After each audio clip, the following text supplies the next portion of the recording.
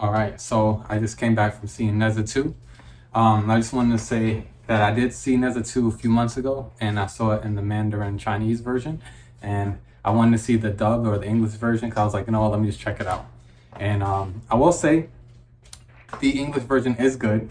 It is good, but I would prefer the Mandarin Chinese. I would prefer that since I've seen it already. But normally, I think that's normally how it goes. I mean, if you don't have problems with subtitles and stuff, I think you can't really enjoy the original version because you can really hear the accents and the emotion of the actual characters and the voice actors.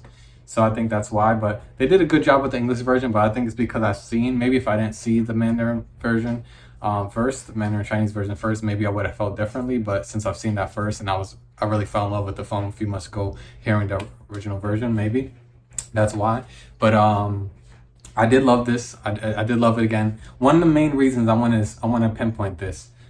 One of the main reasons I want to see this movie again in the English version is because when I saw it the first time, I was thinking like, this is definitely one of the best animated films I've ever seen, like in my life. And I was thinking that, and I was like, I want to see at least one more time. And I still feel that way.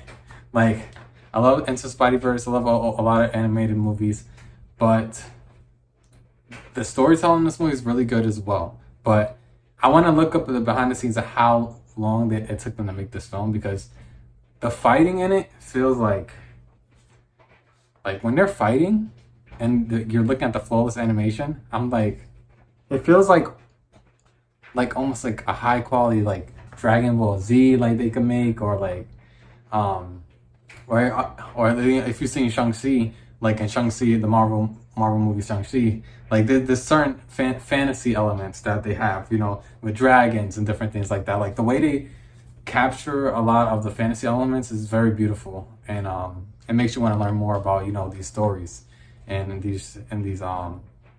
and basically the information behind it. So I recommend checking it out if you haven't seen it because it's about to come out like I think pretty much everywhere again for English version. So check it out if you want. I do recommend checking it out. Yeah, I found out it made $2 billion. I mean, that's a fun fact. But if you see the movie, you don't have to watch Nezha one to enjoy this one. But if you want to, what I would say and what I would recommend is the first Nezha is on YouTube with ads. So it's free with ads. So if you look up Nezha, part 1 is on YouTube with ads. So if you want, you can watch it for free. And then you could go watch Nezha 2 if you want. But I recommend it. It's definitely something I thoroughly enjoyed, and I'm glad it's in English for people who don't want to mess with subtitles right now. But yeah, so check it out. And one last thing I would like to mention, there's a fighting sequence. When I watched it the second time, I know this to be true for myself. This is the best animated fighting sequence I've ever seen in my entire life. This was the fighting sequence when he's fighting he's fighting a master who has the ability to use electric current to move through water. Okay, that's one of his abilities. When he's fighting this master, and the voice actor who did the English version on this one was very good as well. They call it the strong pronounced master in this guy. They did very good. So good job. Like I said, the voice acting was pretty good, but I still have the memories of the Mandarin Chinese version, and it was like like he felt it. Like yeah, that's the master. They did good too. But I'm telling you, when Nezha was fighting this person, oh my god, like I can't even begin to explain. But I'm gonna try my very best. Like it's not the fighting was fast. It wasn't that the fighting was slow. It was that they knew when to slow down the fighting and the motion at perfect moments so you could feel the connections of each hit and then how fast they're moving, like almost Dragon Ball Z, but like perfect. Imagine the perfect Dragon Ball Z fight you could ever imagine in life. And they're moving at a blink of an eye, and then they stop at the perfect moment so you could see them wink at each other. Like it was like, yo, the best fight I've ever seen in my life. Like that one scene honestly makes me want to see it a third time. Like when I explain it, like, oh my god, it's the best scene of life.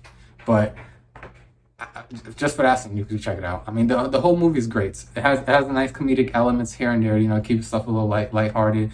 But then it also have parts where it kind of makes you want to tear up because of the family elements, stuff that happens.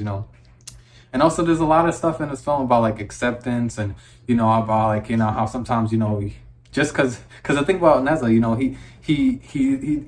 he's basically he has his powers on a demon orb, so he looks like a demon a little bit. So like people don't, but he's good hearted, but but people look at him, they just see demon, and so it kind of makes you feel for him. And I do think you should check it out. It's a good movie for kids, for adults, anyone. So check it out if you like.